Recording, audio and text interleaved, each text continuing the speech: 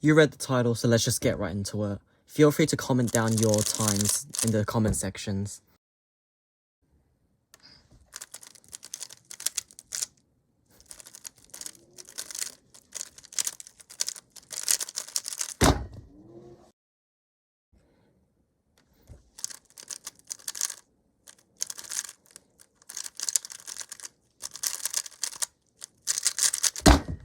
Yes.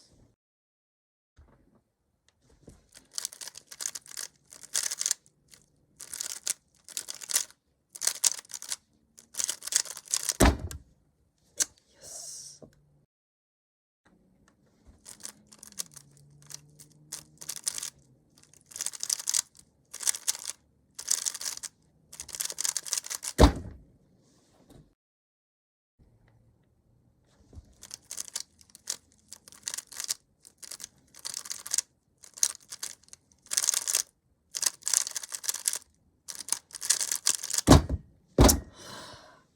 With my solves being 7.90, 7.95, 7.90, 8.72, and a 10.30, my average comes out to 8.19.